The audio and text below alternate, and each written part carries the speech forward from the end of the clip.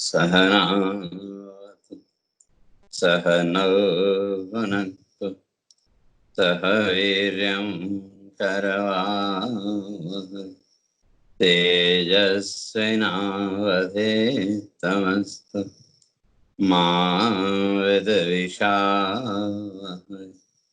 ॐ शान्ति शान्ति शान्ति। शङ्करं शङ्कराचार्यं केशवं बादरायणं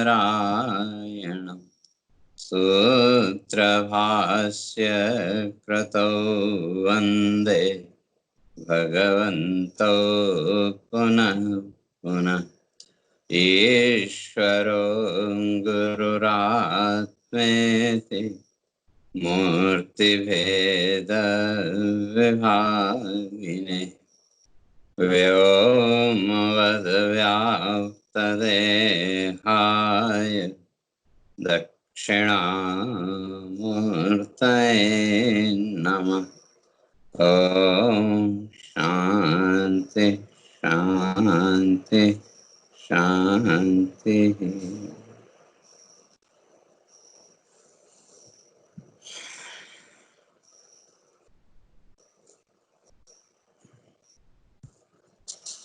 दो अर्जुन को समझाते हुए भगवान इस बात को स्पष्ट करके आ रहे थे कि कर्मण्येवाधिकारस्ते मा फलेषु कदाचन माँ कर्म फल हेतु माते संगोस्तु अकर्मणि। तो भगवान ने स्पष्ट किया था कि कर्म में तुम्हारा अधिकार है, अर्थात उस कर्म को कैसा बनाना, या यूं कहें सकाम भाव से कर्म करना या निष्काम भाव से कर्म करना, भगवान कहते हैं वो मनुष्य के हाथ में। कर्म तो करना पड़ेगा और उसके साथ साथ माँ कर्म फल हेतु, कहते हैं उस कर्म फल का निमित्त अपने को मत बनने दो, उसका कारण अपने को मत बनने दो। क्योंकि जो भी कर्म फल मिलना है, अर्थात जो भी जीवन में सुख दुख मिल रहा है यहाँ, वो तो हमारे प्रारब्ध के अनुसार। और अगर कर्म और कर्म फल का कारण स्वयं को बनाते गए तो ये जन्म मृत्यु का चक्र छूटने वाला नहीं है। तो इसलिए निष्काम भाव, अर्थात जो कर्म संस्कार चित्त में पड़े हुए हैं, जो फल की इच्छाओं के संस्कार चित्त में पड़े हुए हैं, उन संस्कारों की शुद्धि के लिए कर्म करना, तो वो कर्म भगवान कहते हैं कि आपको इस कर्म बंधन से मुक्त करेगा। अब कर्म फल का त्याग तो किया, तो हो सकता है उसका अहंकार आ जाए, तो इसलिए माते संगोस्तु अकर्म, और अकर्म भाव का अहंकार अपने मत अंदर मत आने। अकर्म और कर्म जो कुछ भी हम करते हैं, क्योंकि त्याग हमने किया किसी वस्तु का, तो मनुष्य उसका भी अहंकार पकड़ के बैठ जाता है, मैंने तो इतना त्याग कर दिया। इसलिए भगवान कहते हैं वो कर्म त्याग का या फल त्याग का अहंकार मत आने दो, और जो कर्म कर रहे हैं उसका भी अहंकार मत आने दो। क्योंकि अगर अहंकार आया तो फिर बंधन का कारण बन जाएगा। क्योंकि जहां भी अहंकार जीवन में आया वहां प्रशंसा का भाव तो आएगा, अर्थात दूसरे मेरी प्रशंसा करें, और जब किसी ने प्रशंसा नहीं की तो फिर वहां क्रोध आदि वृत्तियां। तो इसलिए भगवान कहते हैं कि कर्म और अकर्म के अहंकार में स्वयं को बंधने मत। और जब उस कर्म या कर्म फल त्याग जो कुछ भी किया, तो जिस क्षण उसके अहंकार से हम स्वयं को मुक्त करने में सफल हो गए, तो उसी क्षण से हमारा कर्म बंधन भी मिटना शुरू हो जाएगा, नष्ट होना शुरू हो जाएगा। तो तब प्रश्न उठा भी, फिर ऐसा कर्म करें कैसे जिससे ये कर्म संस्कार या ये फल भोग के जो संस्कार चित्त में पड़े हुए हैं संसार के, इन सारे संस्कारों का शुद्धिकरण, इन सारे संस्कारों का नाश होगा कैसे। तो तब भगवान कहते हैं कि योगस्थ कुरु कर्माणि संगम त्यक्त्वा धनंजय। अर्जुन को संबोधित कर रहे हैं धनंजय। धनम जयति इति धनम धनंजय। जो धन है, उस धन पर विजय प्राप्त करने में जो समर्थ है। और कौन सा धन? यहाँ भौतिक धन की बात नहीं है, यहाँ है आत्मधन तथा स्वस्वरूप ज्ञान, सामर्थ्य। तो इसलिए यहाँ भगवान अर्जुन को संबोधन कर रहे हैं कि अर्जुन तुम तो धनंजय हो, अर्थात तुम ये कर सकते। इस संसार भाव से, इस संसार की जो कर्म और कर्म फल की आसक्ति है, उससे तुम बाहर निकल सकते हो, ये सामर्थ्य है। लेकिन सामर्थ्य होने पर भी हमारे विचार की कमी के कारण वो हमारी जो सामर्थ्य है वो दबी हुई है। इसलिए उस सामर्थ्य को प्रकट करने के लिए, उस एनर्जी को प्रकट करने के लिए भगवान कहते हैं योगस्थ कुरु कर्माणि। योग में स्थित होकर के कर्म करो।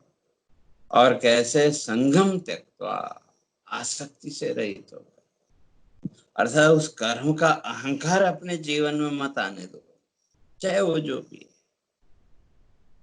क्योंकि मनुष्य की विडंबना है, कोई भी कार्य हमसे अच्छा हो गया या हमने संकल्प के द्वारा किया, तो उसके साथ कहीं न कहीं हम एक अहंकार का भाव, या यूं कहें दूसरे से स्वयं को श्रेष्ठ समझने का भाव व्यक्ति के अंदर आ जाता है। कोई भी कार्य दूसरा कोई व्यक्ति नहीं कर पा रहा और आपने उसको कर दिया या हो गया आपसे, तो तुरंत वो एक श्रेष्ठता का भाव, नहीं मैं तो इससे श्रेष्ठ हूँ, ये भाव व्यक्ति के अंदर आता है। और जहां ये भाव आया, तो उसके साथ वो अहंकार की वृत्ति भी आई। और ये फिर उसके साथ वो जो श्रेष्ठता का भाव है वो व्यक्ति के अंदर बढ़ता चला जाता है, दंभ बन जाता है, नहीं मैं भी कुछ हूँ, ये भाव घर कर जाता है। इसलिए भगवान कहते हैं संगम त्यक्त्वा, आसक्ति मत होने दो, अर्थात वहां उस अहंकार भाव को मत जुड़ने दो। क्योंकि पहले चर्चा करके आए थे, जहां तक कर्म की बात है, वो तो समय और परिस्थिति के अनुसार हम चाहें या न चाहें तो करना पड़ेगा। जीवन में हम जहां भी हैं, जिस स्टेज पर भी हैं, उसके अनुसार हमारा जो भी कर्तव्य कर्म बनता है वो हमको करना पड़ेगा, उससे भाग नहीं सकते। लेकिन वहां पे हम अपने अहंकार को जोड़ लेते हैं, मैं तो ऐसा हूँ, ये हूँ, वो हूँ, तरह तरह का जो भी। इसलिए जो कर्म करना है तो कैसे? भगवान कहते हैं योगस्थ, योग में स्थित हो। और योग का अर्थ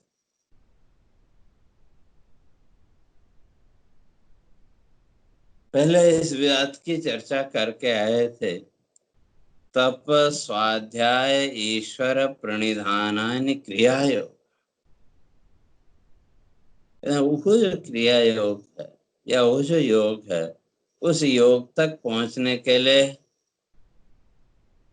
तप स्वाध्याय ईश्वर प्रणिधानानि 3 साधन भगवान महर्षि पतंजलि ने बताए। और ये जो योग की प्रक्रिया है, इसका उद्देश्य क्या, वो भी पहले चर्चा करके आए थे। समाधि भावनार्थम क्लेश तन्नुकरणार्थम। तो जो साधक है उसके अंदर समाधि भावना, समाधि भाव को प्रकट करने के लिए, और क्लेश तनुकरणार्थम, उसके जो चित्त के जो विक्षेप हैं उनको दूर करने के लिए, उनको कम करने के लिए ये सारी लौकिक प्रक्रियाएं, योग की जो प्रक्रिया है वो उसी के लिए। और फिर योग है क्या? वैसे तो महर्षि पतंजलि ने स्पष्ट कर दिया, योगा चित्त वृत्ति निरोधा। हमारी जो चित्त की वृत्तियां हैं, कौन सी? क्लेश कर्म विपाक आशय। इसलिए ऋषि इस बात को स्पष्ट करते हैं, क्लेश कर्म विपाक आशय परिपंथी चित्त वृत्ति निरोध योग। तो योग क्या है? क्लेश कर्म विपाक आशय, ये 4 चीजें। मनुष्य की जो चित्त वृत्ति है वो इन 4 में ही उलझी। क्लेश, और क्लेश कितने? महर्षि पतंजलि कहते हैं पंच क्लेशा, 5 है। अविद्या, अस्मिता, राग, द्वेष और अभिनिवेश। अविद्या, जो वस्तु जैसी है ही नहीं उसको वैसा समझ लेना, वैसा मान लेना, इसका नाम है अविद्या। और जब अविद्या है जीवन में तो अस्मिता तो रहेगी। अस्मिता का अहंकार का भाव। और जहाँ वो अविद्या है, अपने श्रेष्ठ होने का भाव भी है, तो फिर राग द्वेष भी जीवन में आएगा। क्यों? फिर वो श्रेष्ठता जो हमने अपने को श्रेष्ठ माना दूसरे से, हमारी उस श्रेष्ठता के भाव की किसी ने प्रशंसा की, तो उस व्यक्ति के साथ हमारा राग, और किसी ने उसकी प्रशंसा नहीं की तो उसके साथ द्वेष। तो इसलिए महर्षि कहते हैं क्लेश कर्म विपाका से, क्लेश तो राग, और फिर राग आया तो द्वेष भी आया। तो क्लेश में ये 5, अविद्या, अस्मिता, राग, द्वेष, राग के साथ द्वेष। और अंतिम जो सबसे दृढ़ भाव है, महर्षि कहते हैं वो है अभिनिवेश। और अभिनिवेश का अर्थ है अभिनिवेशा मरण त्रास, मृत्यु का भय। तो जब तक इस संसार से, इस जीवन से आसक्ति है, जीवन से राग है, तब तक मृत्यु का भय तो है।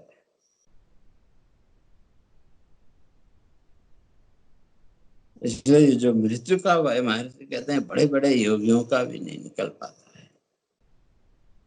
इसलिए ये जो चित्त वृत्ति है, ये जो इस संसार के उसी क्लेश भाव में बंधी हुई है, क्लेश कर्म विपाक आशय, परिपंथी, उसका अनुगम करने वाली, उसके साथ में चलने वाली जो चित्त वृत्ति है, कहते हैं बस इस चित्त वृत्ति का निरोध, अर्थात इसको रोकना। अर्थात हमारे इस संसार को लेकर के जो राग द्वेषात्मक मन की वृत्तियां हैं, उन मन की वृत्तियों को रोकना, पहला। और दूसरा कर्म। और जब वो राग द्वेषात्मक चित्त की वृत्तियां रुक गई, तो फिर कौन से कर्म का संकल्प करेंगे? क्योंकि जीवन में जो कुछ भी मनुष्य ने कर्म संकल्प किए,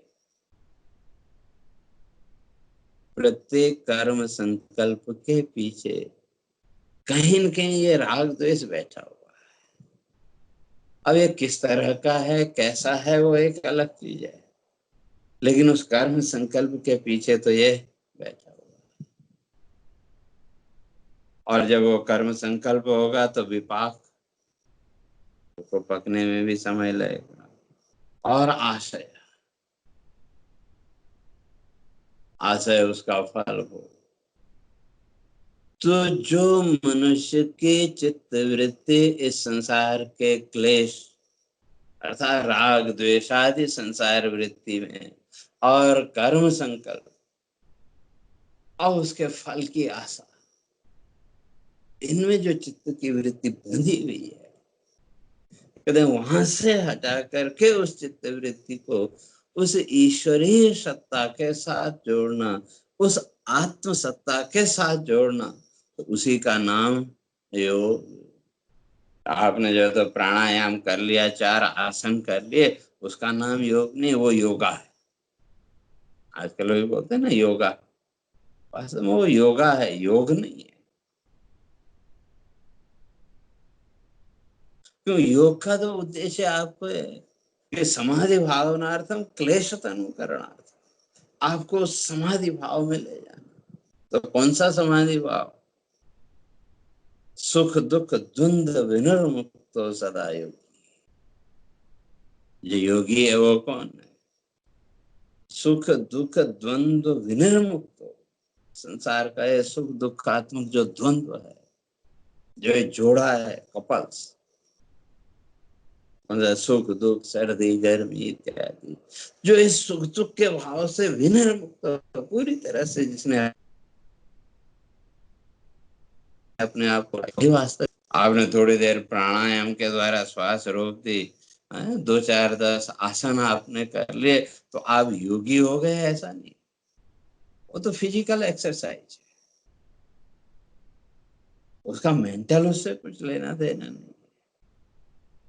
लेकिन उसका भी ध्येय यही है कि वे आप उस फिजिकल एक्सरसाइज के द्वारा जब आप स्वस्थ रहेंगे, आप हेल्दी होंगे, आपका शरीर स्वस्थ होगा, तो आपका मन भी स्वस्थ रहेगा, आपका मन भी प्रसन्न रहेगा। तो जब शरीर में कोई बीमारी आ जाए, कोई रोग आ जाए, चाहे वो शारीरिक हो मानसिक हो, जो भी, उस समय आपका चित्त आपका मन अशांत हो जाता है कि नहीं? और जब तक आपका शरीर स्वस्थ है, कहीं न कहीं आपके मन के अंदर शांति का भाव भी है।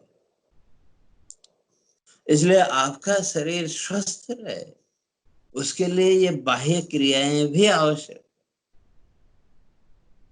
क्योंकि शरीर स्वस्थ होगा तो मन स्वस्थ होगा, और मन स्वस्थ होगा तो आपका जो चिंतन है वो सात्विक होगा। और अगर मन अस्वस्थ हो तो सात्विक चिंतन नहीं हो सकता, वहां तो फिर राजसी और तामसी भाव, यही संसार के लड़ाई झगड़े के भाव यही आएंगे। इसलिए भगवान कहते हैं योगस्थ, योग में अपने आप को स्थित करो, या दूसरे शब्दों में उस योग का लक्षण किया, पर ब्रह्म प्रब्रह्मण सह ऐक्य दर्शने ब्रह्मनिष्ठत्व साधना हुआ। तो समाधि क्या है, योग क्या है? और प्राणायाम किया, श्वास प्रश्वास कर लिया, या वो जो रामदेव जी का जो योग है, वो केवल बाह्य साधन है, वो आंतरिक साधन नहीं है। बाह्य साधन आपके शरीर को स्वस्थ रख सकते हैं, लेकिन मन को स्वस्थ रखने के लिए, मन को स्वस्थ करने के लिए, तो हमें कहीं न कहीं जीवन में उस ईश्वर चिंतन ब्रह्म चिंतन के भाव को दृढ़ करना पड़ेगा, उसको मजबूत करना पड़ेगा। क्यों? बिना ब्रह्म चिंतन के भाव के मन स्वस्थ नहीं हो सकता। क्यों? ये संसार का राग द्वेष विकार यही चलता रहेगा। लेकिन मनुष्य की सबसे बड़ी कमजोरी यही है, हमने बाह्य साधनों को तो जीवन में बहुत अपनाया, तपह स्वाध्याय तो हमने जीवन में अपनाया, लेकिन ईश्वर प्रणिधाना ने तीसरा नहीं किया। तो इसलिए सब कुछ करने पर भी कहीं न कहीं मन अशांत है कि नहीं।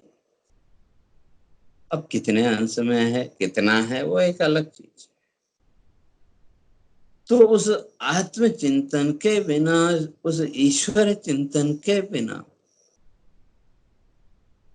मन की शुद्धि संभव नहीं है। इसलिए महर्षि कहते हैं चित्तम चित्तेन संशोधय। चित्त की शुद्धि तो चित्त के द्वारा ही करनी पड़ेगी, मन की शुद्धि मन के द्वारा ही करनी पड़ेगी। लेकिन उसके लिए अपने मन को इस संसार भाव से, एक राग द्वेष के भाव से ऊपर उठाना पड़ेगा। तो इसलिए पर ब्रह्मणा स ऐक्य दर्शन है। तो योग क्या है? पर ब्रह्मणा सह ऐक्य दर्शने ब्रह्मनिष्ठत्व साधनम हुआ। वो जो हमारी ब्रह्मनिष्ठा है, उस ब्रह्मनिष्ठा को, उस आत्मनिष्ठा को दृढ़ करने का जो साधन है, और उन साधनों को अपने जीवन में उतारना, उन साधनों को अपने जीवन में अपनाना, उसी का नाम योग है। और वो साधन कहाँ ले जाएंगे? उसका फल ब्रह्मणा स ऐक्य दर्शन है। उस परमात्मा के साथ, उस ब्रह्म सत्ता के साथ ऐक्य दर्शन है, एकत्व का भाव। कैसे? अहम ब्रह्मेत्यवस्थानम समाधि ब्रह्मण स्थिति। अहम ब्रह्म, मैं ही परमात्मा हूँ, मैं ही ब्रह्म हूँ, एक भाव ये। लेकिन जब मैं ही परमात्मा हूँ, मैं ही ब्रह्म हूँ, ये भाव जीवन में व्यक्ति लाएगा तो फिर अहंकार आएगा कहीं। इसलिए अहम ब्रह्म, तो अहंकार न हन्यते इति अहम, न हन्यते, जिसका कभी नाश संभव नहीं, जो अनडिस्ट्रॉयबल जो तत्व है, वो जो तत्व, तो वो कौन? तो वही आत्मा। तो उस आत्मा के रूप में स्व का बोध, अभी तक हम बोलते हैं तो आत्मा अजर अमर है, अविनाशी है, लेकिन उस अजरता अमरता का बोध नहीं हुआ, उसका अनुभूति नहीं कर पाए। इसलिए ब्रह्म को, परमात्मा को स्वयं से अलग मानते रहे और स्वयं को उससे अलग मानते रहे। तो इसलिए योग का तात्पर्य अर्थ है कि ये जो हमारी भेद दृष्टि है, इस भेद दृष्टि को मिटाना। इसलिए भगवान कहते हैं योगस्थ, उस योग में अपने आप को स्थित करो, अर्थात इस संसार भाव से ऊपर उठा करके उस ईश्वरीय भाव। अब ये जो बाह्य जो साधन है, इन साधनों को भी योग कह दिया। वैसे महर्षि पतंजलि ने तो 8 अंग बताए, यम नियम आसन प्राणायाम प्रत्याहार धारणा ध्यान समाधि। ये जो 8 अंग हैं, या 8 अंग मिलकर के योग की प्रक्रिया पूरी होती है। लेकिन इस संसार में लोगों ने अपने आजीविका के साधन के रूप में इनका उपयोग किया, लेकिन वो भी कितना? एक आध अंश, एक आध टुकड़ा। समग्र उस योग की साधना कोई नहीं करता। और जिसने वो समग्र योग की साधना की, वो उस आत्म भाव को, उस ईश्वर भाव तक उनको पहुंचने में देर भी नहीं लगी। हमारे जो बड़े बड़े ऋषि मुनि, उन्होंने उसी योग साधना को अपनाया। यम, नियम, आसन, प्राणायाम, प्रत्याहार, धारणा, ध्यान और समाधि। तो इसलिए ये जो बाह्य साधन है, इन बाह्य साधनों को भी योग मान लिया। तो क्यों? मन प्रशमनोपाय है योग। मन प्रशमनोपाय, मन का जो विक्षेप है, इस मन के विक्षेप को कम करने के जो उपाय है, जो साधन, उन साधनों को भी योग कहते हैं।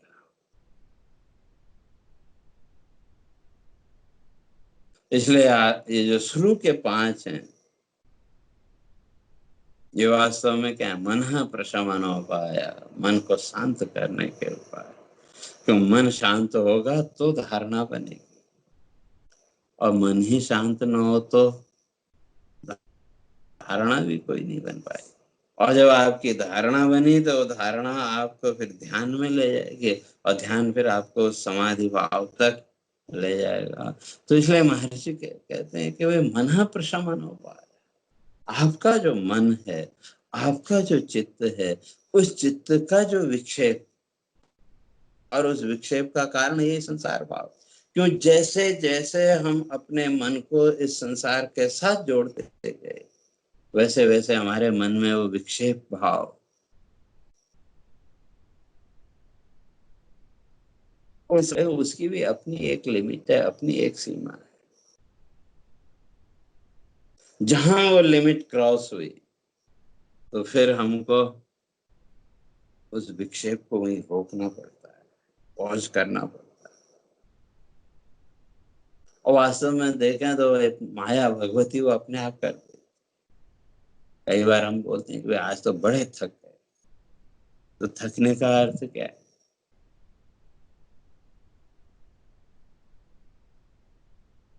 हमारा वो जो मेंटल और फिजिकल डिस्टरबेंस था, उसकी लिमिट पूरी हो।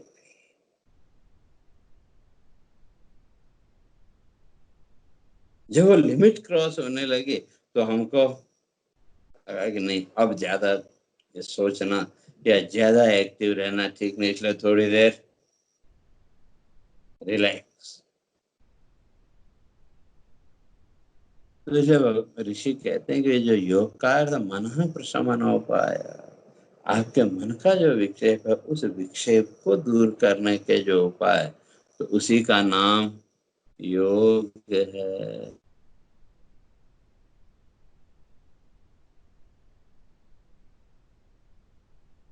तो उसको शांत करने के लिए फिर तो कई बार वो आप एकांत, और उस समय नहीं करे, कोई हमारे सामने नहीं, तो उस समय फिर हमने मन को कैसे शांत किया? थोड़ी देर के लिए मन के अंदर जो भी वृत्तियां चल रही थी, जो भी संसार के विचार चल रहे थे, थोड़ी देर के लिए हमने उन सारे विचारों को, सारी वृत्तियों को स्टॉप कर दिया। अब कितना कर पाए, कितना नहीं कर पाए, वो एक अलग चीज है।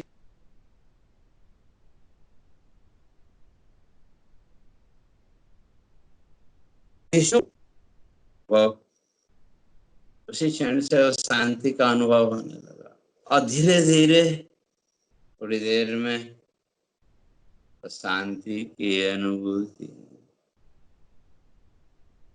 तो इसलिए भगवान कहते हैं योग, उस योग में स्थित हो जाओ। योग की तो बड़ी विस्तार से हमारे ऋषियों ने व्याख्या की। इसलिए सुख दुख द्वंद्व विनिर्मुक्त, संसार में अगर कहें तो कहते हैं सुख दुख द्वंद्व विनिर्मुक्त। इस सुख और दुख के द्वंद्व से जो मुक्त है, यह इस सुख दुख के द्वंद्व से मुक्त होने के लिए किया गया जो साधन, उसी का नाम योग। इसलिए भगवान कहते हैं योगस्था कुरु कर्माणि, कर्म करो लेकिन इस योग में स्थित हो। अब कौन से योग में? तो इनमें से जो आपको सरल लगे। और भी बहुत सी योग की व्याख्याएं हमारे ऋषियों ने की। इसलिए चित्तगत विक्षेपा भाव है, मन में आने वाला जो विक्षेप, उस विक्षेप का हट जाना, उसी का नाम योग है। अर्थात इस संसार के सुख दुख, अपना पराया आदि संसार के जो भी हमारे चित्त के विक्षेप के कारण है, इन विक्षेप के कारणों से मुक्त होकर के तुम कर्म करो। अर्थात सीधे सीधे अगर कहें तो फलासक्ति से रहित। तो इसलिए योगस्थ कुरु कर्माणि, योग में स्थित होकर कर्म करो। तो कैसे? आगे कहते हैं संगम त्यक्त्वा धनंजय, संगम त्यक्त्वा, फलासक्ति को छोड़ दो। और जब फल की आसक्ति छूटी, फल के साथ जो हमारा अटैचमेंट था वो जब छूटा, तो कर्म का जो हमारा आग्रह है वो भी छूट जाएगा। इसलिए योगस्थ कुरु कर्माणि संगम त्यक्त्वा, उस योग भाव में, उस ईश्वर भाव में स्वयं को स्थित करके इस संसार की फलासक्ति से रहित होकर के कर्म करो। क्योंकि जो भी हमारी फलासक्ति है, जो भी जीवन में हमको फल के रूप में सामने मिला, उसके द्वारा सुख और दुख, इन दो के अतिरिक्त और क्या मिला? जिस किसी वस्तु की भी हमने कामना की, इच्छा की, कल्पना करते हैं अमुक वस्तु हमको मिल जाती तो बड़ा अच्छा, लेकिन वो जिस वस्तु की, जिस पदार्थ की हमने इच्छा की, तो उसके माध्यम से भी हमको सुख और दुख, इन दो के अतिरिक्त और क्या मिला? सुख और दुख के अतिरिक्त और कुछ नहीं मिला। इसलिए भगवान यहाँ कहते हैं योगस्स कुरु कर्माणि संगम त्यक्त्वा, आसक्ति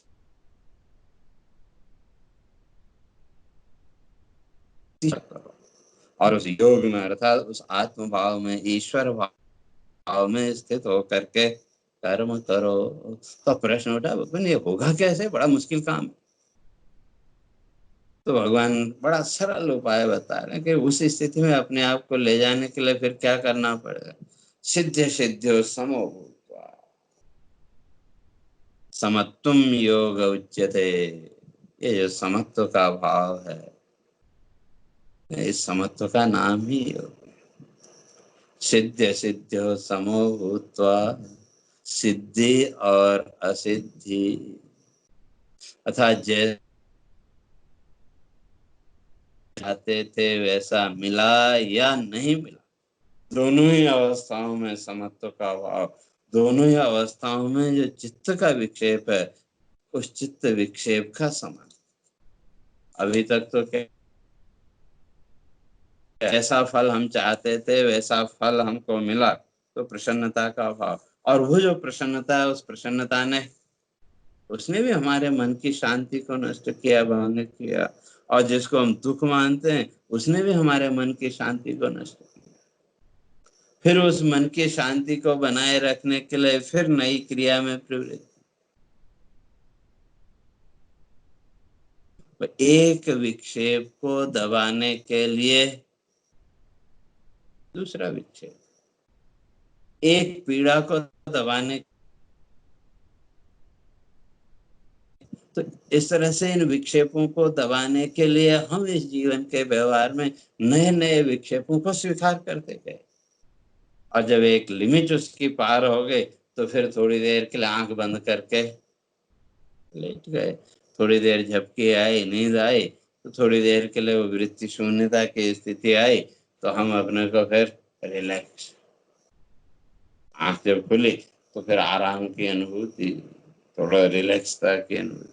लेकिन फिर प्रक्रिया तो वही चल पड़ी फिर से। तो इसलिए भगवान कहते हैं सिद्धे सिद्धो समो भूत्वा, अगर हमेशा मन को शांत स्थिति में रखना है, उस समत्व की स्थिति में अगर अपने आप को रखना है, तो सिद्धि और असिद्धि, इन दोनों के प्रति समत्व का भाव जीवन में लाना पड़ेगा। वह उसी समता का नाम योग है। वो समत्व भाव जिस दिन आ गया, अर्थात फिर न सुख से राग और न दुख से द्वेष, दोनों में समान भाव, तो वही योग है।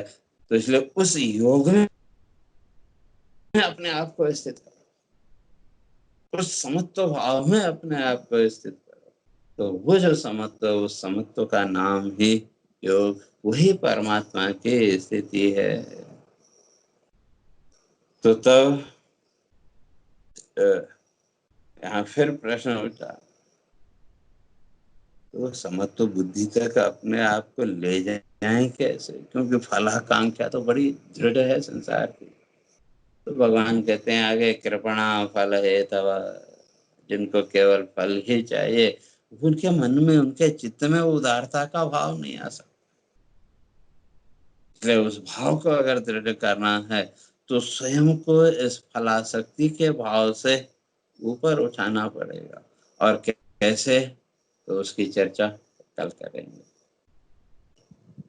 हरि ओम। पूर्णमदः पूर्णमिदं पूर्णात् पूर्णमुदच्यते पूर्णस्य पूर्णमादाय पूर्णमेवावशिष्यते।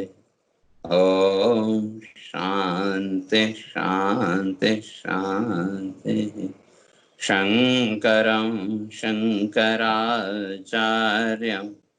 केशवं बादरायणं सूत्रभाष्य कृतौ वन्दे भगवन्तौ पुनः पुनः। ईश्वरो गुरुरात्मेति मूर्तिभेदविभागिने व्योमवद्व्याप्तदेहाय दक्षिणामूर्तये नमः। ओम शांति शांति शांति।